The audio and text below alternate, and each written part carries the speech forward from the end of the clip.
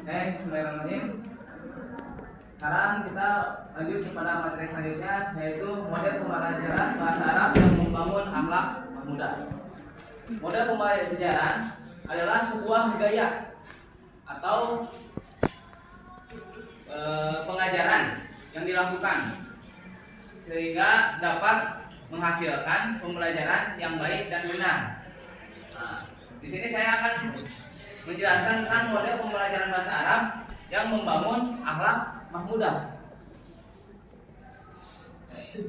Di sini saya membagi dalam 3 bagian. Yang pertama yaitu metode pembelajaran bahasa Arab. Sebelum kita mengetahui model pembelajaran bahasa Arab yang baik dan membangun akhlak mahmudah, tentunya kita harus mengetahui dulu bagaimana sih metode pembelajaran bahasa Arab.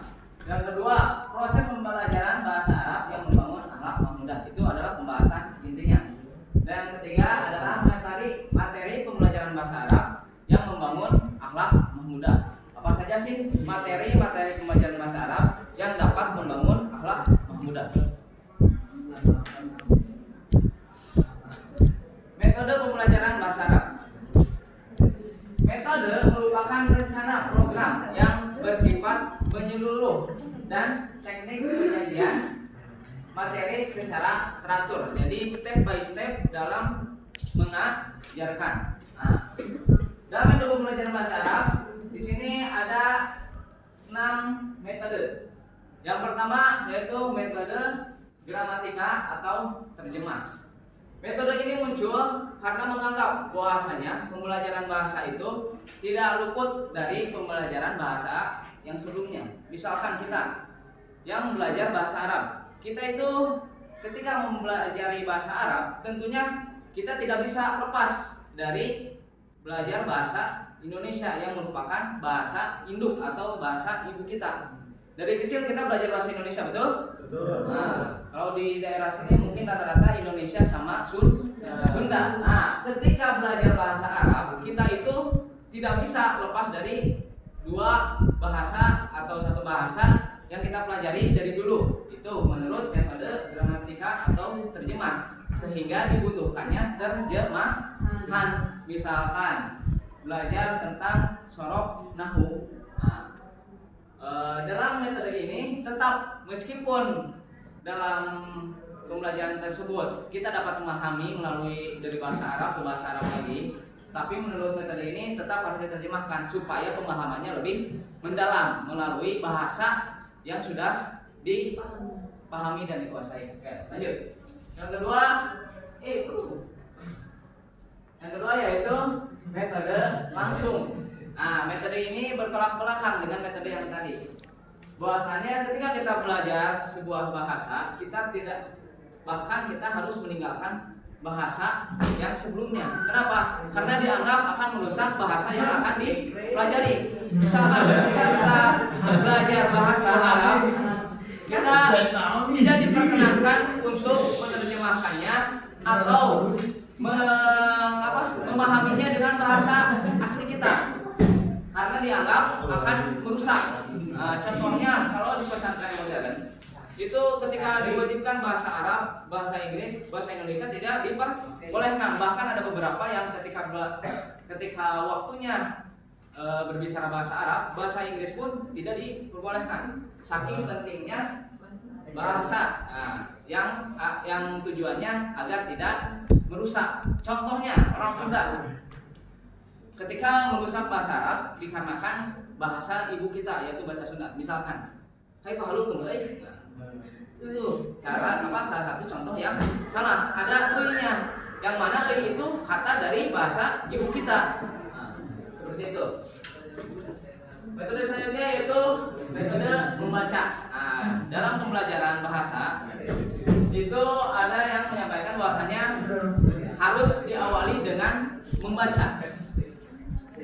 Maksud di sini akar dari semua pembelajaran bahasa itu harus diawali dengan membaca. Contohnya kita di Indonesia, ketika belajar bahasa Arab, mungkin sadar tidak disadari kita itu diawali dengan membaca. Betul atau tidak? Betul. Yaitu membaca Iqra. Ada yang tidak Iqra dulu, langsung ke Quran. Ada. ada yang nggak ikro dulu langsung bisa bahasa Arab, nggak bisa kan? Nah, inilah yang memunculkan bahasanya metode bahasa Arab itu melalui metode membaca. Yang selanjutnya yaitu audio lingual, yaitu secara pendengaran, yaitu ya jadi bahwasanya pendengaran itu terkadang lebih kuat dari membaca. Ada yang seperti itu? Nah, mungkin ada beberapa yang misalkan menghafal Al-Quran lebih baik dia audiokan sebelum lagi kosong, audio Quran sebelum tidur gitu. Lebih mudah menghafalnya dibanding dengan membaca. Lanjut yang selanjutnya yaitu metode komunikatif. Nah, ini metode praktek. Jadi ketika sudah bisa dalam pembelajaran, meskipun ada salah-salahnya lebih baik dipraktekkan, dikomunikasikan supaya terlatih dan terwujudnya pembelajaran bahasa Arab yang baik. Yang terakhir yaitu metode elektik. Nah, elektik ini metode yang sangat menyesuaikan terhadap pendidik dengan yang dididik. Elektik ini adalah yang menyesuaikan. Jadi apapun metodenya, sebaik-baik apapun metodenya, tetap pendidik harus melihat apa yang bagaimana keadaan yang dididik. Misalkan pendidik ini memegang pendapat metode itu dengan cara membaca, sedangkan anak-anaknya banyak yang buta huruf misalkan. Makanya diambil yang audio lingual misalkan seperti itu dan lain sebagainya. Yang pasti elektif ini menyesuaikan dengan yang dididik oleh pendidik. Oke, lanjut. Pembahasan selanjutnya yaitu proses pembelajaran yang membangun akhlak mahmudah. Nah, ini adalah kegiatan ketika pembelajaran. Bagaimana sih sikap seorang guru, sikap seorang pengajar agar apa yang disampaikannya mengandung akhlak mahmudah. Dibagi menjadi 3 pembagian, yaitu kegiatan. Maaf, sebenarnya ini ada 4, cuma ternyata belum tertulis ya. Yang pertama kegiatan pendahuluan, yang kedua kegiatan inti, yang ketiga kegiatan penutupan, dan yang keempat itu evaluasi pembelajaran. Kegiatan pendahuluan, misalkan seorang guru ketika masuk kelas itu bagusnya terlambat atau tidak? Kenapa? Menjadi contoh ketika guru masuk dengan tepat waktu, berarti guru itu mengajarkan karakteristik disiplin. Terus sudah masuk lalu mengucapkan salam. Nah, apa coba karakteristik yang muncul ketika seorang guru mengucapkan salam? Apa coba? Ada yang tahu? Ukhuwah bisa. Kegiatan dikarenakan kita ini rata-rata orang Islam ya. Assalamualaikum itu penuh dengan arti, betul? Betul. Bukan hanya salam seperti orang lain. Halo. Seperti itu. Nah, dalam salam pun di sana terdapat banyak unsur-unsur yang membangun akhlak mahmudah. Lanjut, ketika setelah membacakan salam, guru menanyakan kabar murid-muridnya. Nah, itu adalah sikap perhatian. Nah, lanjut juga dengan melihat keadaan muridnya, apakah sudah siap, apakah belum. Nah, itu juga mengandung karakteristik, yaitu apa? Yaitu yang pertama tadi perhatian, yang kedua disiplin. Harus didisiplinkan dulu. Sebelum mengajar tuh anak-anak harus siap atau tidak. Nah, guru itu harus tahu. Lanjut lagi, membahas atau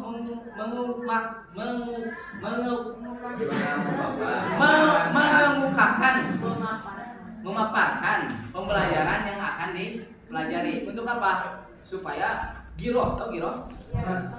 Semangat anak tuh terlihat, oh guru anu akan membahas ini, bikin penasaran sehingga murid pun merasa bersemangat. Lanjut kegiatan inti. Nah, kegiatan inti mungkin di sini berbeda-beda ya. Yang pastinya pada kegiatan inti diantaranya ya yang saya sebutkan. Yang pertama, misalkan kita mempelajari mafudot. Misalkan mempelajari mafudot. Ketika mempelajari mafudot, guru akan menyampaikan bagaimana sih membaca melafadzkan kalimat maf'udot tersebut supaya murid mengetahui bagaimana pelafalan maf'udot yang bagus dan benar. Lanjut lagi dengan tarjamah dan lain sebagainya. Tapi nanti ada contohnya. Lanjut ke kegiatan penutup. Kegiatan penutup ini menjadi salah satu tolak ukur apakah pembelajaran yang kita sampaikan itu baik atau tidak dengan cara memberikan pertanyaan, post test, atau mempersilahkan diskusi, mempersilahkan murid menyampaikan apa yang dia dapatkan. Nah, di situ kita akan tahu kita tuh ngajar benar atau enggak, kita tuh ngajar sampai atau enggak. Nah, dan terakhir kegiatan evaluasi. Nah, kegiatan evaluasi ini kegiatan yang dilakukan oleh guru dan murid supaya pembelajarannya lebih baik dan lebih ditingkatkan. Misalkan mungkin siapa ya guru di sini yang kayak gitu. Kalau ada apa-apa dibicarakan. Misalkan Bapak menyampaikan, tapi menurut kalian itu kurang bagus, itu disampaikan. Nah, itu berarti termasuk ke dalam evaluasi pembelajaran. Oke. Mungkin di sini ada sedikit video tentang contoh pembelajaran yang membangun akhlak pemuda.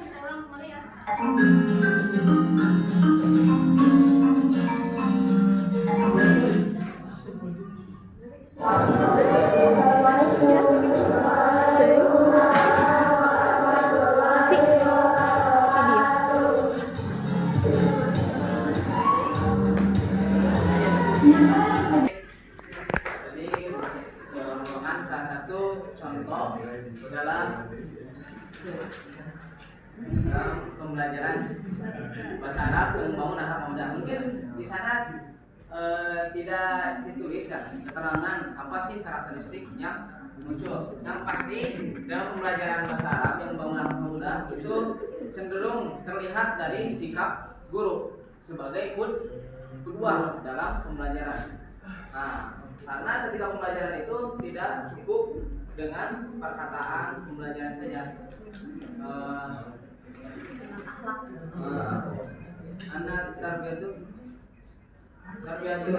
inna tarbiyata kulukiyata akhliyata wa jismiyata la yakfi bi mujarradil kalam wala budda an yakuna bi qudwah sholihah. Nah, itu ya. Mungkin tadi hanya misal saja ya. Mungkin banyak yang metodenya berbeda. Ada yang langsung ke baca, ada yang langsung itu hanya contoh saja. Yang pasti ketika kita mengajar diharuskan ya, karena tadi sudah dijelaskan oleh saudara Rafiq bahwasanya ketika menjadi seorang guru itu mempunyai tanggung jawab. Yang pertama, tanggung jawab dalam menyampaikan materi, menyampaikan pembelajaran, menyampaikan pengetahuan, tapi tetap seorang guru pun harus menyadarkan atau membangun akhlak pemuda kepada muridnya. Nah, seperti itu ya. Oke, lanjut pembahasan selanjutnya. Pembahasan terakhir yakni materi yang membangun akhlak pemuda. Ini hanya beberapa contoh. Kita ambil dari 3 contoh, yaitu dari maf'udot, hadis, dan tafsir. Ketika pembelajaran maf'udot, nah ini masuk ke dalam pembelajaran bahasa Arab. Kenapa? Karena ketika kita belajar maf'udot, tentunya kita bakal mempelajari artinya, kaidah-kaidahnya, betul tidak? Betul. Dan di samping kita mempelajari dari segi bahasanya, ketika belajar maf'udot kita juga mempelajari makna, yang mana makna-makna itu tersendiri memiliki poin-poin yang membangun akhlak pemuda. Misalkan maf'udot mansubaro dok yang diambil dari maf'udot ini dalam akhlak maf'udah itu apa? Sabar. Tentunya sabar. Nah, itu contohnya. Dan masih banyak lagi. Lanjut hadis. Nah, dalam pembelajaran hadis sama ya.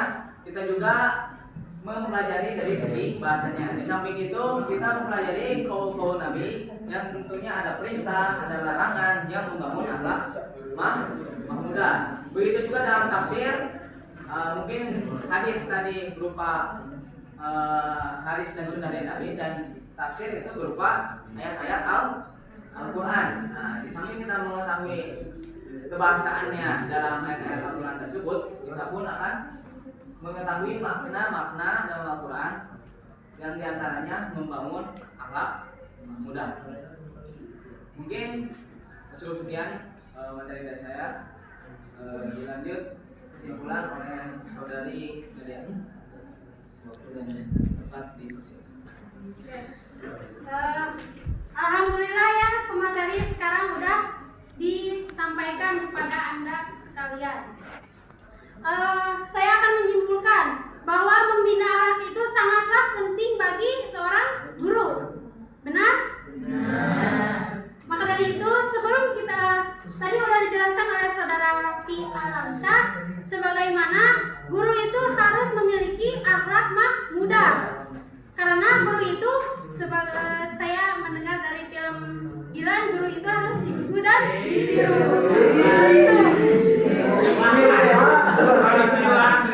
Karena apa? Karena guru itu jadi suri tauladan kami gitu, atau suri tauladan siswa. Jadi kalau misalkan guru itu baik, maka murid pun akan mengikutinya.